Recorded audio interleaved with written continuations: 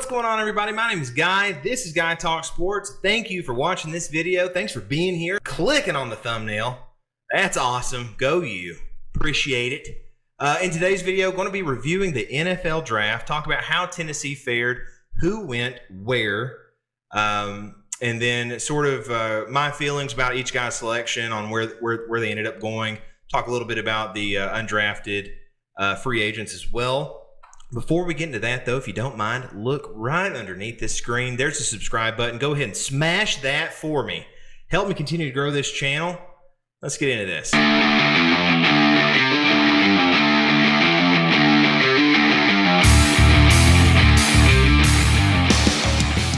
the NFL draft came and went. I actually ended up watching the draft more this year than I have in recent years. I don't really have an explanation as to kind of why I watched it more this year. A lot of commercials. I guess it probably had to do with kind of how much variability there was in projecting where Joe Milton was going to go. I guess that's kind of what drew my attention in a little bit more this year. But once rounds 2 and 3 were done with no Tennessee players selected, I definitely started getting a little concerned on how far everybody was going to drop. Let's kind of do a quick breakdown of all the Tennessee players that were selected, where they're going, and then we'll kind of run through each one and review, whether it's a good spot for them or not, and kind of talk about that. So running back Jaylen Wright, selected in the 4th round, pick 120. He's going to be playing for the Miami Dolphins. Quarterback Joe Milton III, selected in the 6th round, pick 193. He was selected by the New England Patriots. Lastly, cornerback Kamal Hadden, selected in the 6th round, pick 211, and he's going to be going to the reigning Super Bowl champs, Kansas City Chiefs. A few other notable mentions for the remaining players from Tennessee that kind of became undrafted free agents. You had a few of them here. So we had linebacker Aaron Beasley. He signed with the Seattle Seahawks. Return specialist D. Williams. He's also going to be going to the Seahawks. Safety Jalen McCullough signed with the Los Angeles Rams. Cornerback Gabe Judy-Lawley signed with the Titans. Also, running back Jabari Small signed with the Titans. Offensive tackle Jeremiah Crawford, he signed with the Carolina Panthers. Tight end McAllen Castles signed with the Philadelphia Eagles. I really like that signing. Tight end Jacob Warren going with Joe to the New England Patriots. I also really like that signing. And then lastly, wide receiver Ramel Keaton, he signed with the Las Vegas Raiders.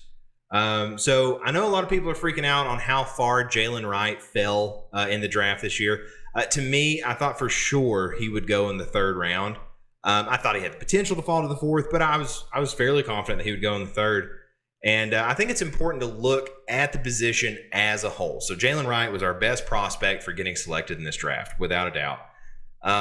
But unfortunately, he plays in a position that is not valued very highly by NFL teams, right?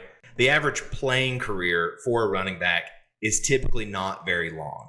And so they don't usually end up using up one of their, higher picks for a running back. If you look, the first running back to get selected wasn't until the middle of the 2nd round, and then that was it. And then you don't get another running back selected until the 3rd round. So the value of the running back position clearly plays into how far he ended up falling in this draft. That being said, I've watched some of the other guys that were selected in front of him. I truly believe that he could be better than most. He has a lot of potential, a lot of talent, and I also think there were some teams that passed on that really shouldn't have. And so if you look, he had to share so many carries this past season, and I think you can kind of look at that two ways. One, his numbers could have been even better than they were had he had fewer people to share the ball with. And also, he still has a lot of quote-unquote tread on the tires, something that I hear everybody say now, but it's true for him. I mean, he had to share so many carries. He really didn't have to run the ball a whole lot. And so that is to his benefit. And I think he's so explosive. He keeps churning his legs long after first contact. He's so good at what they call kind of getting skinny. Once he hits the 2nd level, he can really kind of shrink himself down. Really hard to tackle, really hard to bring down. And I'm actually really excited to see him play for Miami. They were a very fun offense to watch last year. And after this draft, they are going to be so explosive. So that's going to be a fun team to watch. Although, he fell further than anticipated, I think he ended up landing in a really nice spot. Next, let's talk about Joe Milton III. He fell all the way to the 6th round. I really didn't think he would fall that far. I think he was one of the biggest wild cards in this year's draft overall. And a lot of people weren't sure exactly where he was going to go. I'll tell you what really surprised me when hearing everyone talk about him was how many people said he could potentially play tight end at the next level. And I get it. He has amazing size, good open field speed for a tight end. I think he ran, 4.5, 4.6, somewhere in there. I know he's not the greatest quarterback to ever come through Tennessee. But I do find it a bit insulting considering how much potential he has. And I know his whole career, everyone continues to say, well, just think of all the potential. And I know at some point he has to go out there and prove things. But with some time, who knows? He could potentially play for a while in this league. I'm not saying he's going to be a multi-year starter or anything like that. But with his arm, if he can improve his processing speed and decision-making, I think he could play for a while. And I actually thought it was really cool that the Patriots ended up selecting him, with Gerard Mayo now being the head coach. I was watching when he was selected. I was watching and thinking how cool it would be for a VFL to make a gamble and go for another VFL. So whatever happens with him, I'll always root for the guy for putting in the time here and helping this team, being a VFL. So always going to root for him. Lastly, Kamal Hadden goes to the Kansas City Chiefs.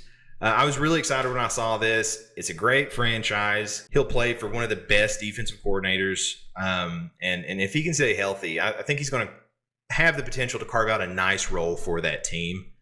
A quick note of all the undrafted free agents that Tennessee had. I'll be curious to see who can end up making an impact and get a roster spot. I think McCallan Castles has a lot of talent, and especially playing for Philadelphia, I think he could have the potential to make that team. Jacob Warren, I think he could make a little noise. I think he has that potential. And honestly, I think D. Williams can prove to be a prolific return specialist in the even like he was here, and I think he can be the same thing in the NFL. He's very talented.